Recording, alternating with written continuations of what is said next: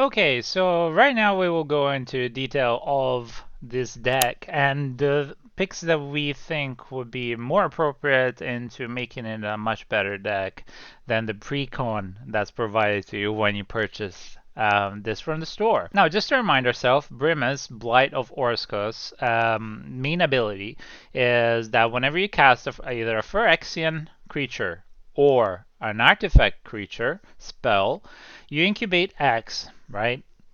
And then after that, at the beginning of each end step, if a Phyrexian has died under your control that turn, then you proliferate. So those are two main things that I think this deck could do really well. And we will move away, or try and move away from what the other themes in the deck are that are put into the precon, such as Phyrexian golems and so on and so forth. So let's start from the beginning and let's analyze the creatures that we believe would be a good choice for this kind of deck. And we will start first and foremost with the idea of, okay, we need some big artifact creatures, and we need some really good Phyrexians to be able to enable the first part. So to do this, we will first look at the Wormcoil engine, which is a classic for this kind of play with anything that is with artifacts, and even then, it's a great big creature. It's a Death Touch, a lifelinker. Whenever it dies, you create a 3/3 worm that has Death Touch and a 3/3 worm that has lifelink. So whenever you either sack it or it does in combat, it gets brought back, and you create this tokens. So that's a great thing. And again, the subtext I think of this deck should also be token generation, because in the end that's what we're generating, a lot of tokens. So alongside this big creature, which is a great creature to have, another simpler but yet effective Phyrexian creature is Aaron Benalia's Ruin. And this is a legendary creature. It's a 3/3 that costs 2 white and 1 black. It's a Phyrexian human, has menace, so that's always good. And then for Boros, for 1 white and 1 black, you tap it, you sack another creature. So that's a sack outlet, which it doesn't have a lot of sack outlets in the precon deck itself. And it puts a +1/+1 counter on each creature you control. So this also plays with the proliferate part of Brimaz, because in the end, that's something that's really underused in the precon. So this is a wonderful creature. It's a legendary creature to have. Another good creature that's also legendary and a Phyrexian is the Elas Il Kor Sadistic Pilgrim, which is a 2/2 for 1 generic and 1 black. It's a legendary Phyrexian core cleric. It has Death Touch, and whenever another creature enters the battlefield under your control, you gain a life. So again, token generation is really great with this.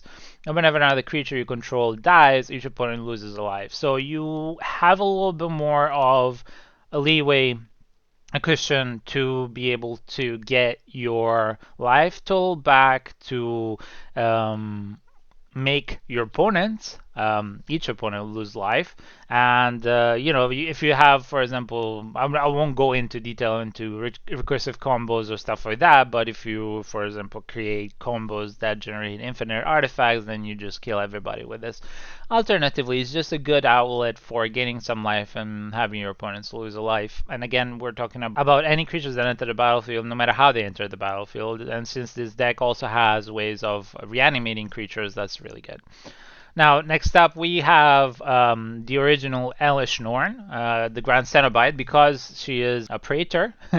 And even though it's not a Phyrexian per se, so it doesn't really trigger the first ability, what it does do is it gives every creature on the board +2/+2 on your side, and then -2/-2 on your opponents. So that's a really good advantage for any token-centered deck. And overall, it's a great creature to have in play.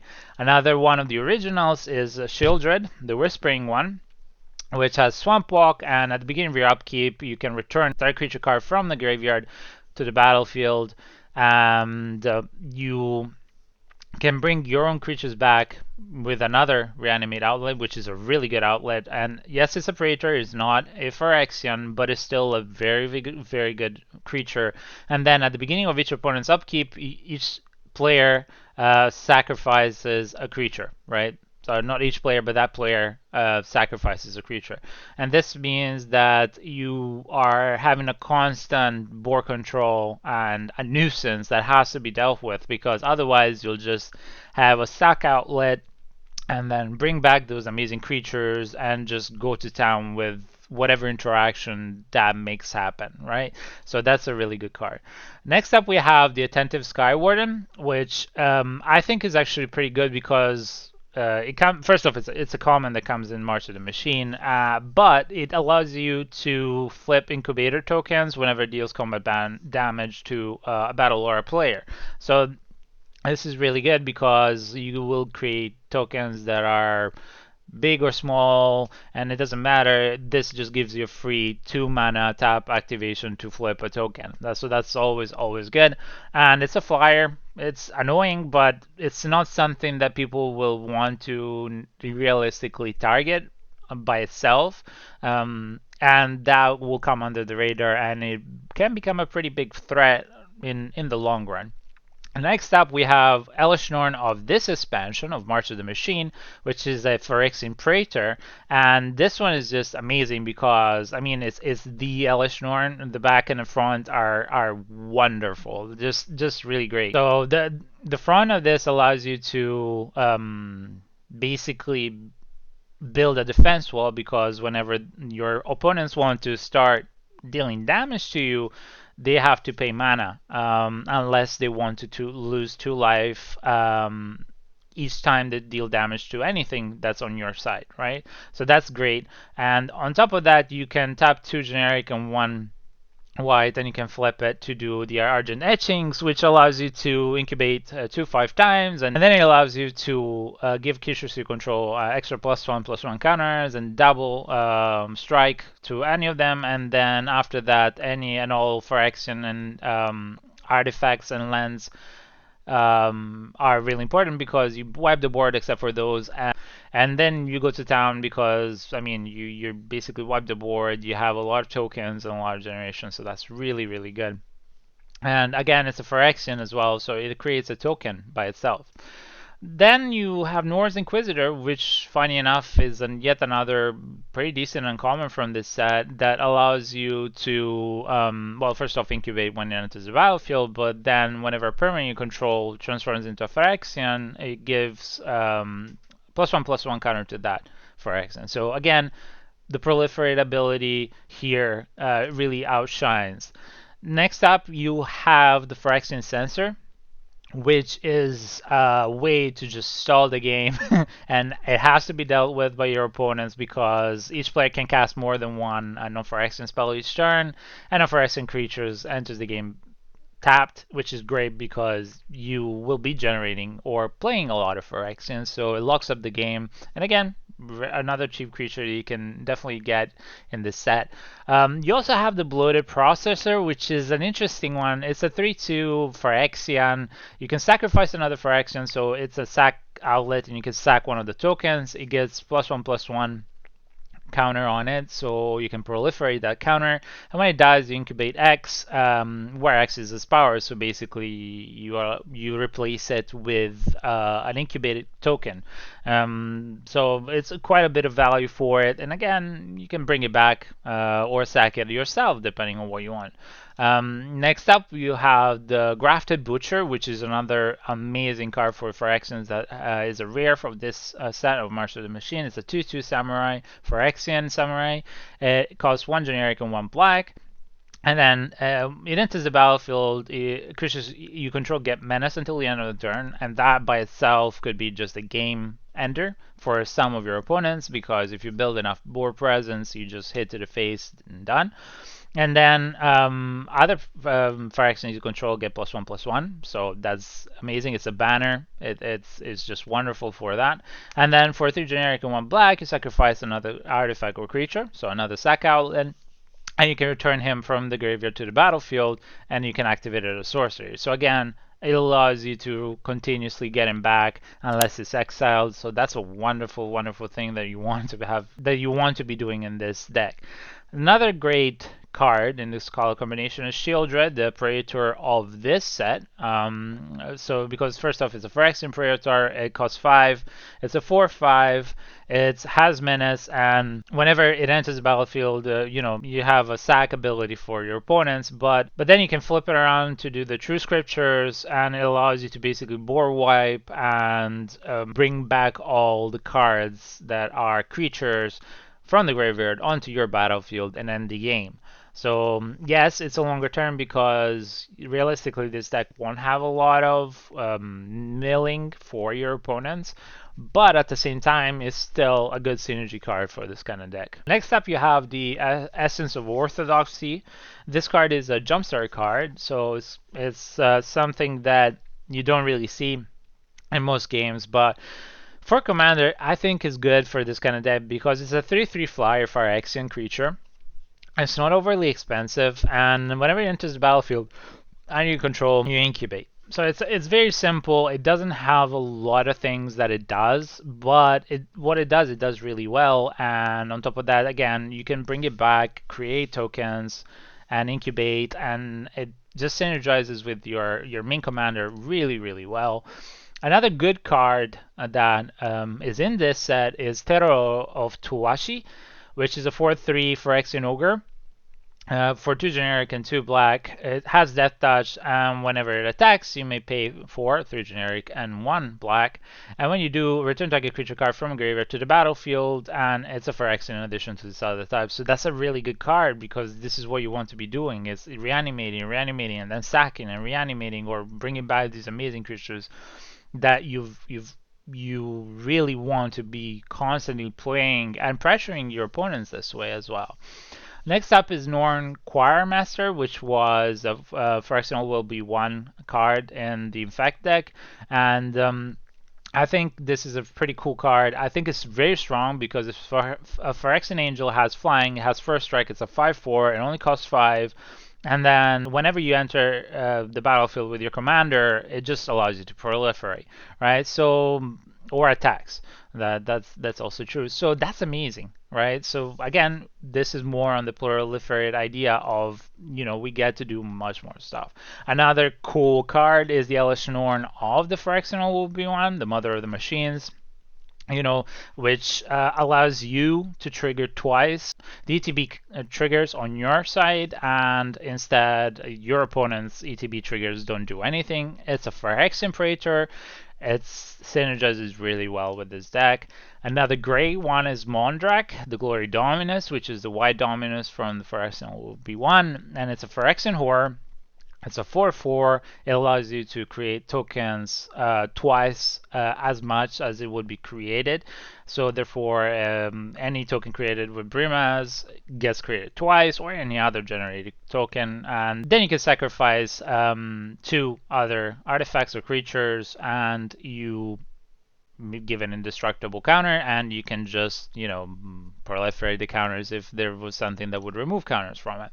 Another great card is the Phyrexian Vindicator, which was another great white card for this set. And the Phyrexian Vindicator, it's a 5/5 for 4 white, so it's not an easy cast. You definitely have to be able to play the mana around intelligently for this, and this is why we will have a better shifting around all of the artifacts and the lands. But anyway, the main idea of this is that any damage that will be dealt with to him, you prevent it. It's a Phyrexian Horror, and when the damage is prevented that way, you deal damage to any other target. So it's just an annoying creature, and it's a flyer as well on top of that, so it's really hard to deal with, and it's really good. Another great card for this set is Skrelv, the Defector Mine, which is a legendary Phyrexian Might. It's a 1/1 for 1. It allows you to give poison counters, and then it allows you to protection to Skrelv and to another creature, protection from a color, and Toxic 1. and then just hit to the face, and again you proliferate those counters much better. It's a great card for overall play. Another good card is the Phyrexian Obliterator, which is a classic and has been reprinted in the previous set, so that's something that you don't really need to go out and spend too much money because it's still being printed now. And it's just an insane Phyrexian. You know, any damage that is dealt to him, the opponent that dealt damage has to sacrifice that many permanents. It's insane. It's something you just want to get rid of as soon as possible. And the thing is, if they don't exile you, you just bring it back. So it's a win-win situation. Yes, it's a hard cost, right? Because you have to have 4 black to cast it, but you know it's still really worth it. Another good card of that set is the Scheming Aspirant, which is a 1/3 creature. It's a Phyrexian. It only costs 2. And it allows you that whenever you proliferate, you get to life, and each opponent loses 2 life. So again, it allows you to get going get the damage train going, and just be a nuisance for such a little amount of cost, you know.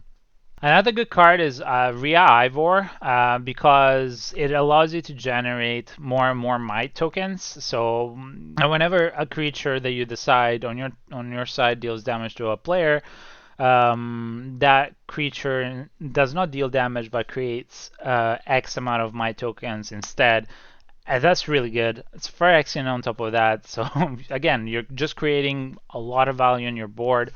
You have the Might Overseer, another good jumpstart card. That's a 4/2 for 3 generic and 1 white. It has first strike. And so long as it's your turn, you create tokens. Creature tokens you control get +1/+0 and have first strike. So it's really important because you're creating a lot of tokens, hopefully, with Brimaz. And then on top of that, what you do is you can continue creating colorless mites, which is, you know, create more and more tokens and more value. Maybe you have a dead hand on your side at the moment, but you can still generate some value. And again, those tokens can be sacked. So much can happen on that side. So these are definitely the creatures that I would advise you looking into swapping in.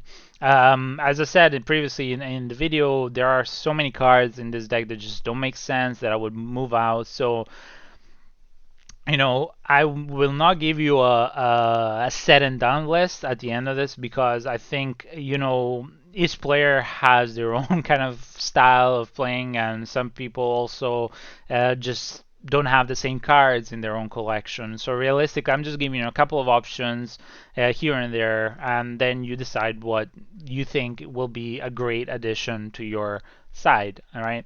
Now, let's move on to artifacts, which is a big part of this deck, right? And what you want as artifacts is artifacts that either generate colored mana, and or artifacts that buff up your creatures or do a lot of stuff. Now, I don't want to go too much into the heavy trinities, you know, the powers of, you know, the Moxen, and I'm not talking about the Power 9, I'm talking about the normal Moxes, because, you know, realistically, those are kind of standard. If you're thinking about how do I not screw myself, how do I not screw myself with colors? You have the Mox Opal, the Diamond Mox, the Chrome Mox. You have so many of these Moxen that you can just, you know, help yourself with that. And if you do have those cards, which tend to be on the more expensive side, I would say play intelligently with your deck and see what you can remove to be able to implement those. But in the end, in this deck, what I'll try and do is try and give an accessible entry point for everybody that can kind of edit this deck and just make it, just give it more value, you know. And that's the thing that we should be trying to do. So first and foremost, I'm gonna go with the Phyrexian Altar. The Phyrexian Altar in here is a great card. Yes, it's on the more expensive side, but if you think about it, it's a sack outlet that gives you mana. And if you remember how many cards allow you to bring back sack creatures and or the fact that you have a lot of tokens, Phyrexian Altar in this is great. It doesn't tap, so you can just do it over and over. And if you need to cast something big, and you have, I don't know, 6, 7, 8, 9, 10 tokens, whatever, it's really, really good. So absolutely, this is something that I would play. Also, it's in theme. It's Phyrexia, so why not? Another good thing that I would play, and definitely this is on the more expensive side, is the Mana Crypt. Is not part of the Moxen in my mind because the Mana Crypt is a double-edged sword, right? But it is such a good card that I think any deck that plays something of any kind of artifacts should have a Mana Crypt. And on top of that, of course, you can also play the Jewel Lotus, but realistically, as I said, the Lotus, the Moxen are something that tend to be a bit more expensive. The Mana Crypt, there have been a lot of reprints. Yes, it's still expensive, but it's still something that I think is worth having in this kind of deck. And because it's a zero cast and it gives you 2 mana, yes, it's a double-edged sword. Another good thing that you could put inside is the Throne of Geth, which allows you to sack and proliferate. And sacking artifacts is great because you have so many. You have a lot of tokens as well that you'll be generating that are artifacts, so that's really wonderful. Now the great card is the Portal of Phyrexia. The Portal of Phyrexia, Portal to Phyrexia is a great card.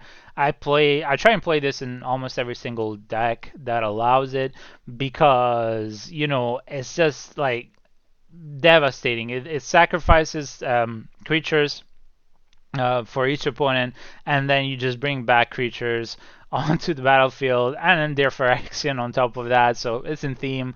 It's just a broken card. It's wonderful, and it's something that every commander player should have in its arsenal because it's wonderful.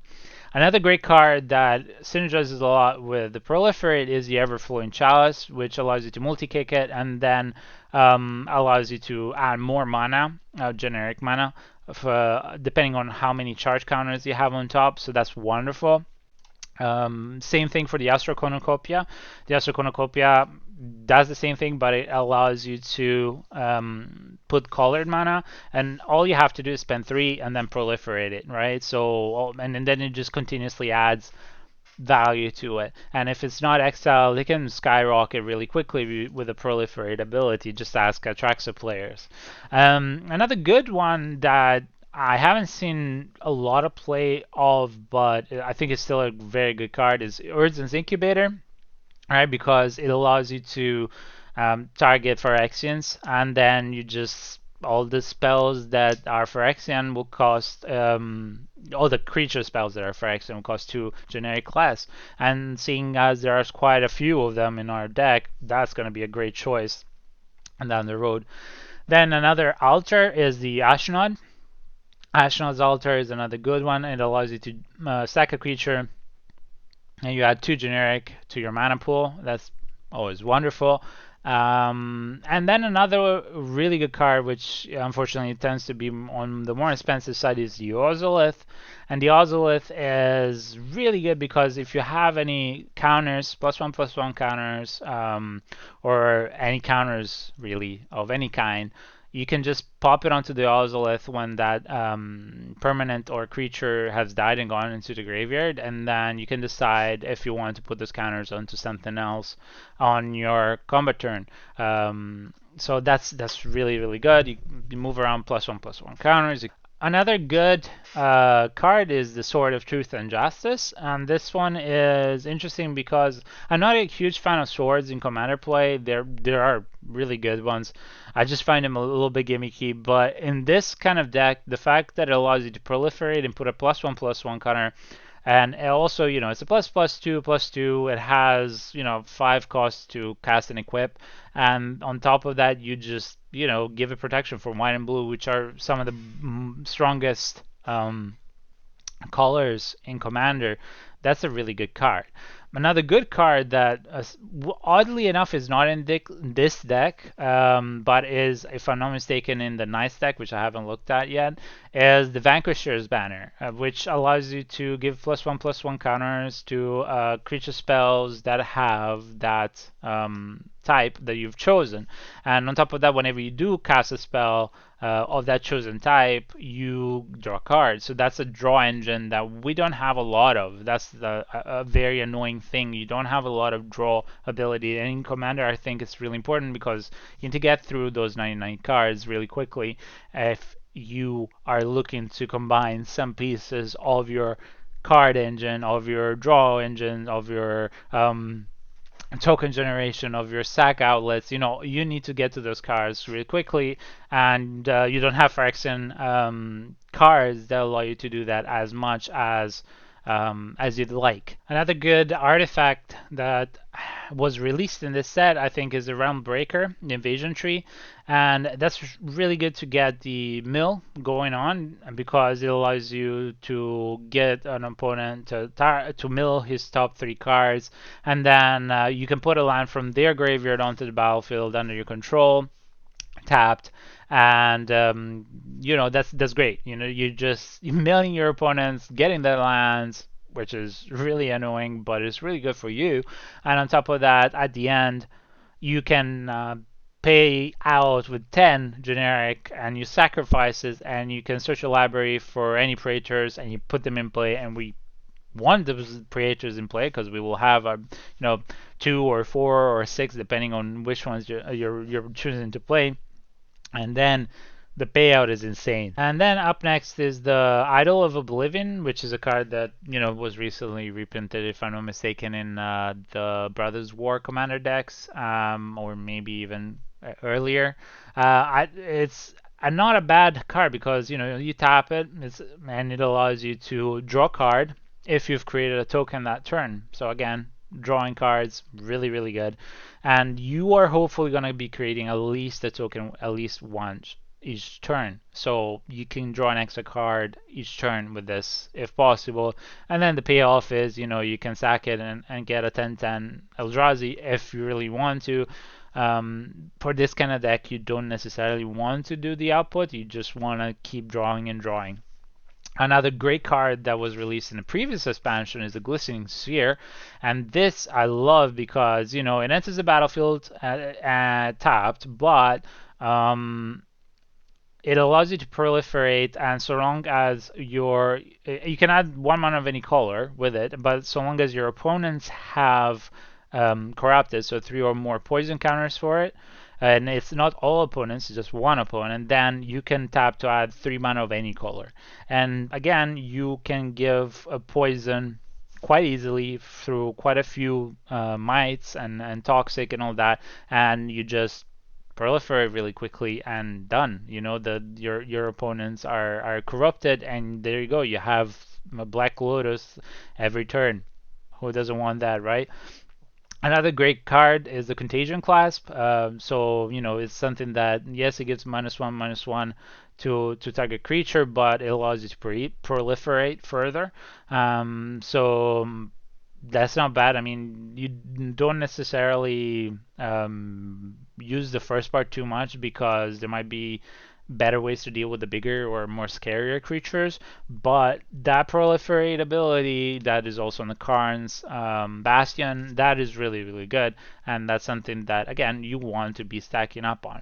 And following this, you have the Staff of Completion, which I think is a really, really good card for Commander, not for limited like I had it in my sealed deck, but unfortunately, it's the kind of card that it does have a lot of damage for you because you don't pay mana, you pay life to use it.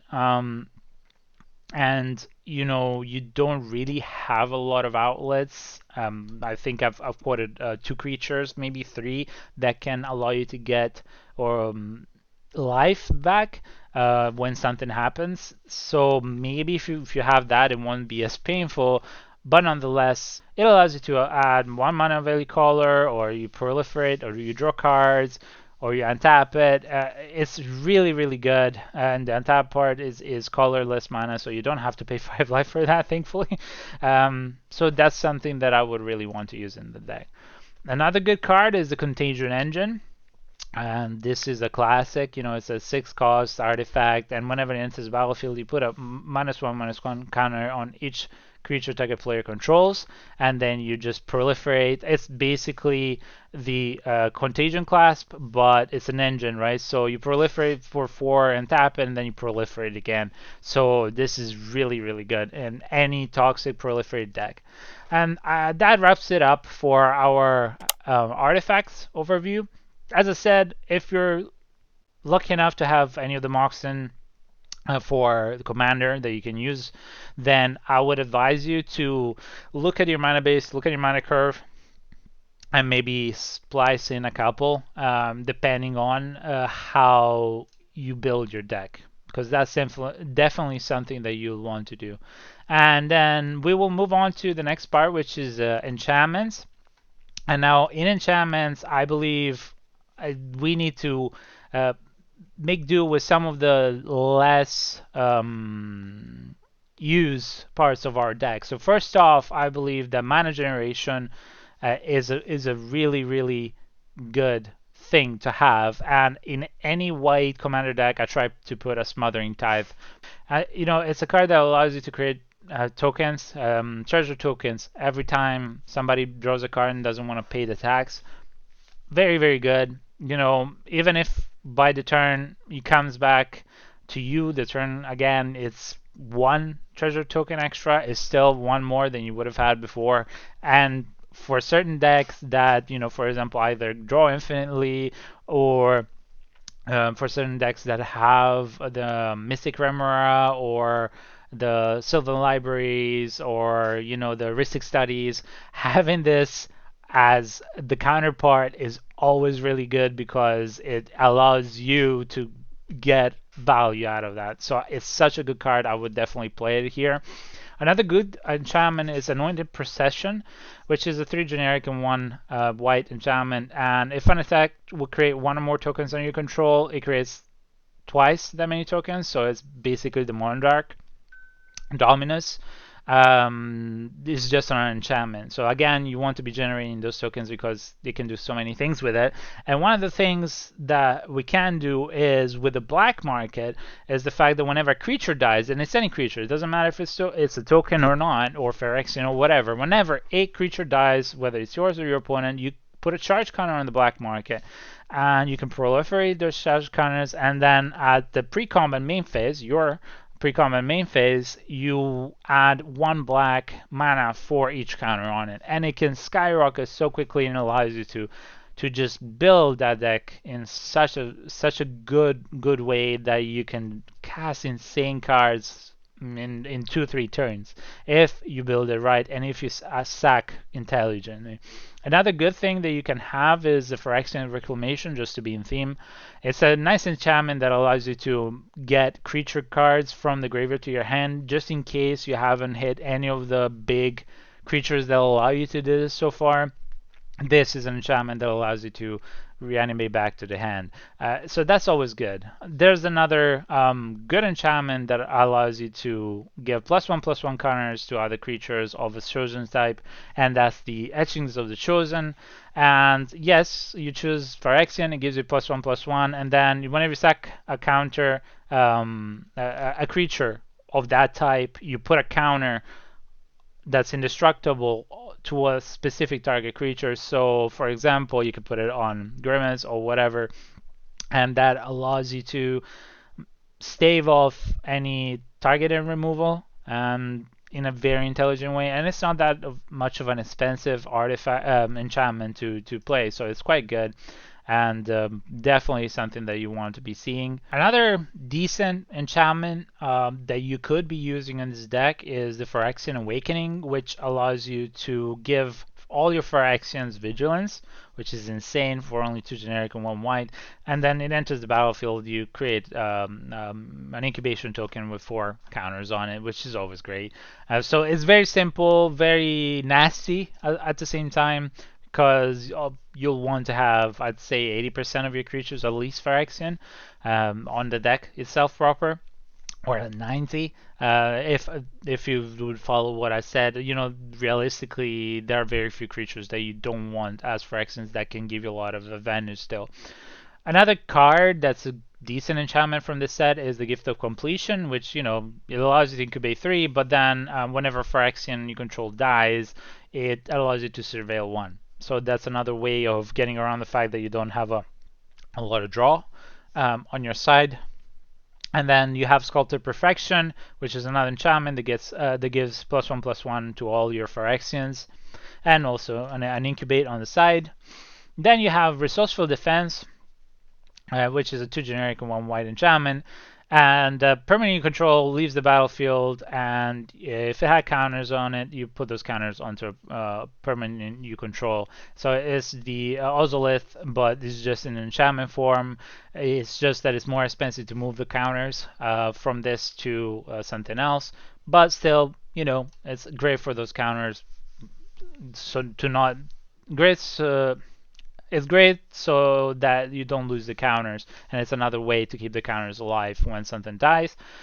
Then you have Norn's Decree, which is commander card from the previous set, which allows you to create a defense of whenever the people that are against you want to damage you, they get poison counters. And remember, in Commander, all you need is 10 poison counters and the player's dead. With Proliferate, with the ability on this commander, it can go really quickly. Just ask a Traxa player. So and that's one good enchantment to have because it's a protection. You're like, okay, you want to hit me? Are you sure? You're going to get a poison counter and I'm going to proliferate it, right? And as soon as you have one poison counter, they're done. Unless they have one of those newer, I think it's a sorcery if I'm not mistaken, or an instant that allows them to remove 5 counters off of something, which I don't think is something that people main board in commander decks right now. It's you know, you're pretty much set so long as you can proliferate, and there are quite a few proliferate outlets in this deck. Yeah, they're set. And yeah, this card, you know, Nor's Decree is also a bit of a double-edged sword because it allows your opponents that attack other poison people to draw cards, but it also allows you to do it. So it's a bit of a double-edged sword, but it's still not a bad card. Next up, we have Skrell's Hive, which realistically just allows you to create a lot of Phyrexian tokens of the mites, which have toxic one, and that's always good for the poison counters. And on top of that, if anybody is corrupt on the opponent's side, then all your creatures get toxic and lifelink. So there you go. Let's throw it all in. You know, it's insane. Another standard card that I would say is really, really good, and it's also in theme, is the Phyrexian Arena. You know, always a good draw engine, and this is the one draw engine that you really want in this kind of deck, because as I said, you don't have the Sylvan Rivalry and other draw outlets. But yeah, this is a really good card, and you really want it. That is it for all the enchantments. Next up, we look at the instants. The deck itself actually comes with some pretty decent instants for targeted removal, so that's really good. So what we want is more protection or more removal or more effects of that kind, right? So the first off that I would say is using Teferi's Protection, which is always a good card to use if you're playing a white deck, because I mean it's just a all board protection for one turn, nothing happens to you. Another good card that definitely is a great targeted protection, targeted exile, is the Anguished Unmaking. Anguished Unmaking, you know, you exile target permanent. Yes, you lose 3 life, but it's exile target permanent, and choosing any kind of permanent that's not a non-land, of course, it's really, really good because I've been in games where it saved my life because, you know, the opponent's creature had that one enchantment or aura that would just win him the game if they would have attacked, and that just poof, done, gone, and that's it, you know. And after that, I was able to clean the board with it. So that's really, really good. Another great card is the Flawless Maneuver, and so long as you control commander, you play it for free, and creatures you control gain indestructible until the end of the turn, so that's really good to protect. You have the Deadly Dispute, which is kind of a meh card. I mean, yeah, it synergizes really well with your deck. You know, you can sacrifice an artifact or a creature when you cast this instant, and you draw 2 cards and create a treasure token. And sorry, you have to sacrifice the artifact or a creature. So it means that it's a draw outlet. You create a treasure, not bad. It's definitely something that is more on the low pull of, well, if you really have nothing else to play, then great, go for it. Another good card that is really, really important with this kind of deck is Akroma's Will. I think Akroma's Will, it allows you to do so many things, especially if you have your commander in play, because you're basically giving your creatures everything.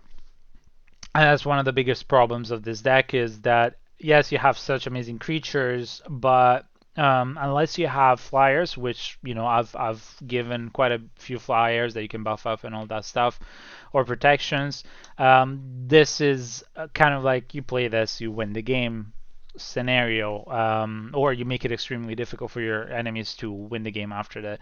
So yeah, this is definitely a card that I would 100% play in that. Now, another good card that, of course, it depends on if you're the kind of player that wants to use them, because I know a lot of players that are just like, no, I want to use tutors, is the Vampiric Tutor or any instant tutor.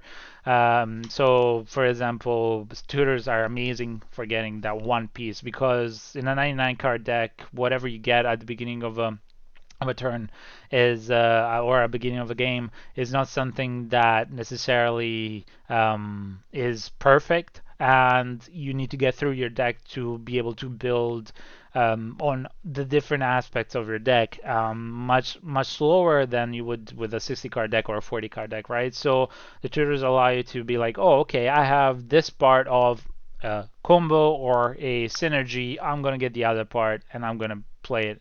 So that's really, really good.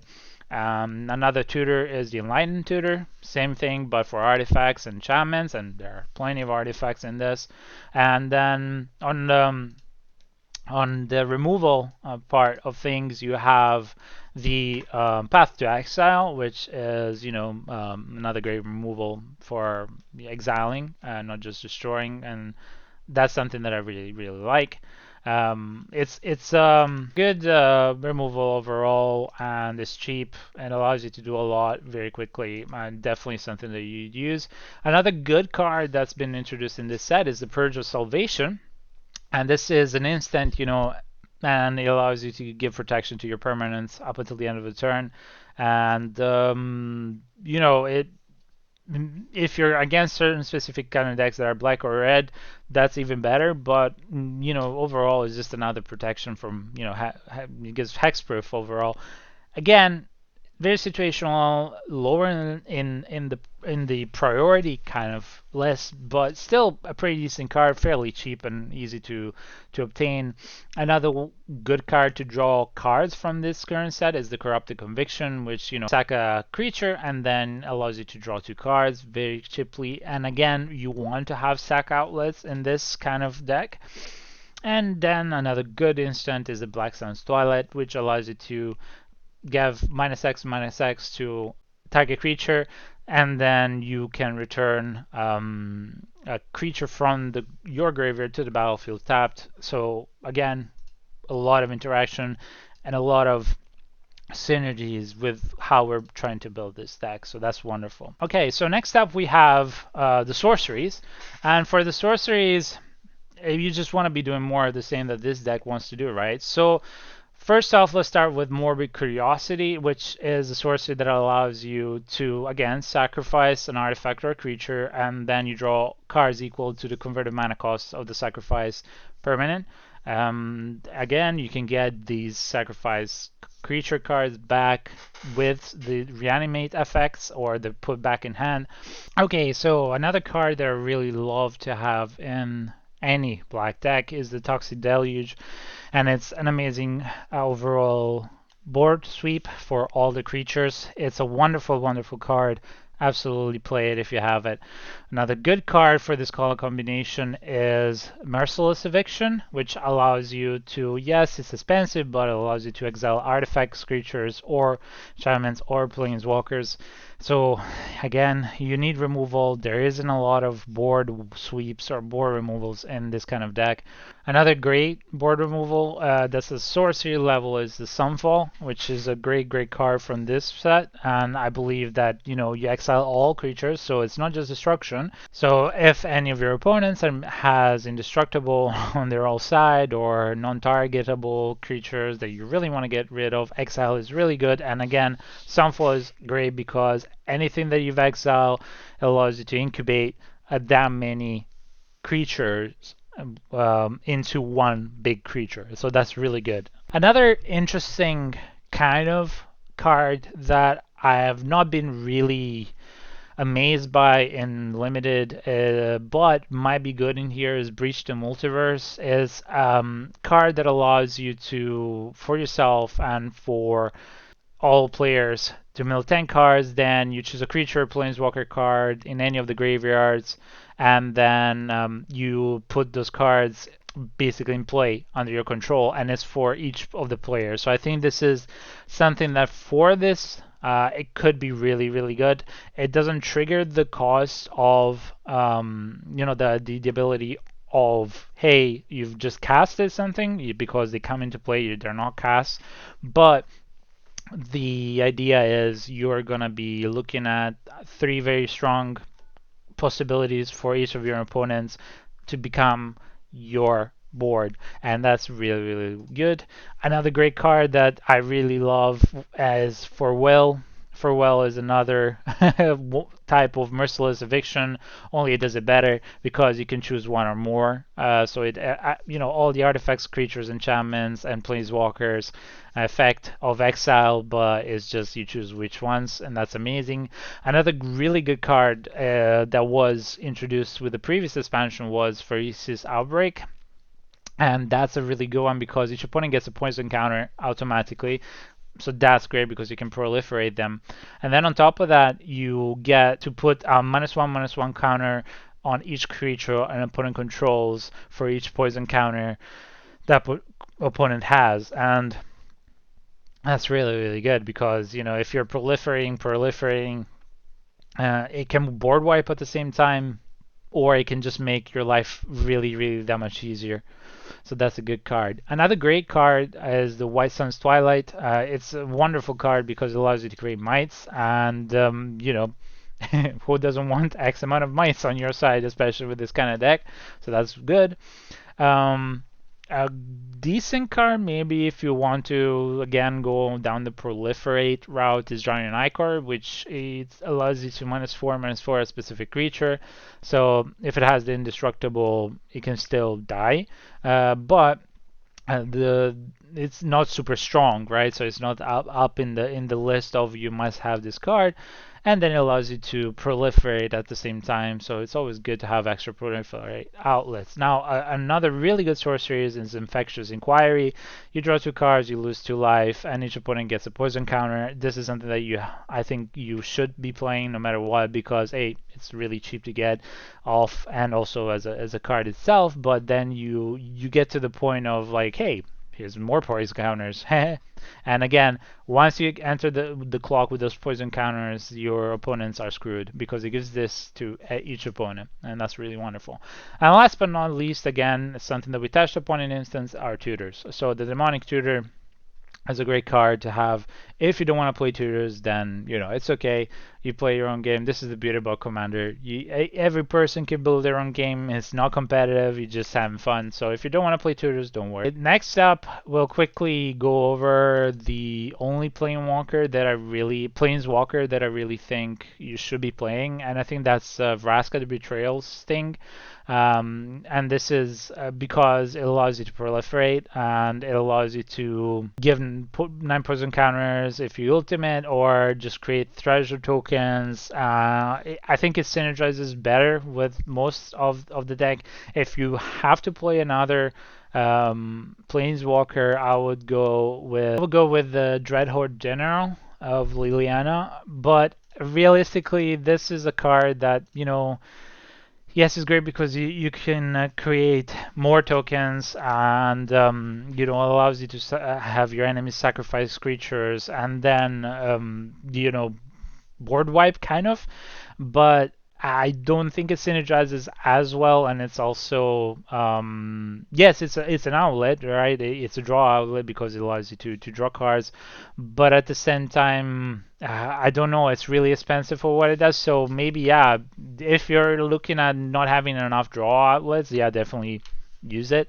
Otherwise, yeah, realistically, you're mainly trying for that token and the draw outlet. So and last but not least, I would say, the lands. I won't go over too many of the lands because there are so many configuration lands, including the artifact lands that do the same thing that you need most lands to do for the kind of combination of colors for this deck. But if you absolutely have, you're looking at it and you're saying, okay, look, I have these cards, I want to improve my deck, then this is something that I will look into.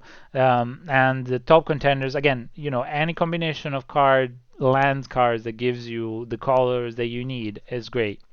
But what I would swap in is the scrubland if you have it, because of course that's number one, and then any of either the pain lands or any of the other type of lands that they come into play either tapped or any of those kind of lands, including the Vault of Champions.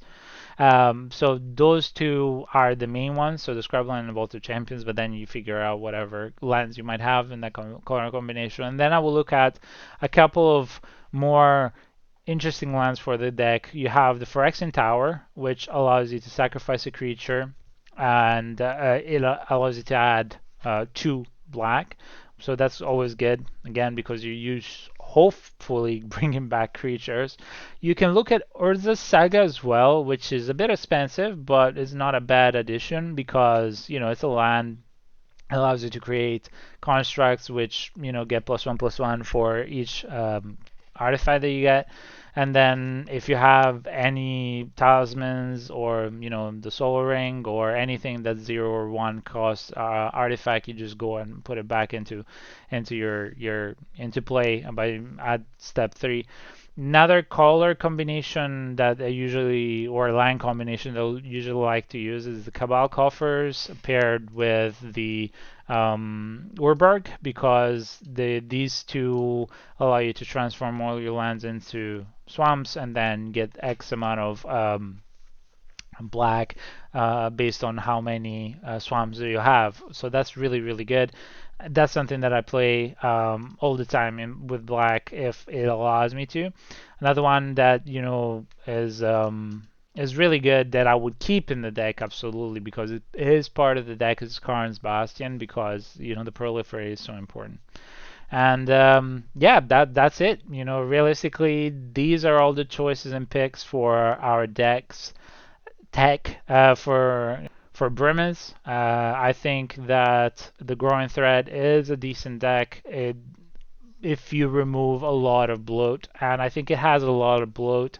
Playing it with the other decks, I think it's just trying to do too many things at once, just like I thought it would.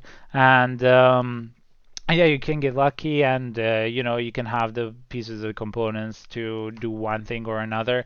But by narrowing that down with our list and with our choices, I think it would allow you to make a stronger deck overall and really outshine the competition, as they say. So anyway, that's it from Scotty and I. We want to thank you very much for your time and your patience with us. Hopefully you'll enjoy this kind of video.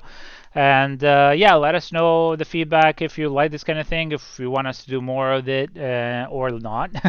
I know it's going to be a longer one, but hopefully you've gotten enough build advice for you to make your Brimaz shine. And I really love Phyrexians, so I was a little bit of let down with their choices of the cards in this deck. I think that the previous Phyrexian deck, which was the infection deck, was a much better deck overall, because it just focused on the one thing. But still, I think it's a fun deck. Get it if you love Phyrexia like I do, and then just build around it. Other than that, thank you very much for your time. We hope you have an amazing day, a blessed day, and we thank you very much. Be good, be kind, and we'll see you in the next one. Thank you, and bye.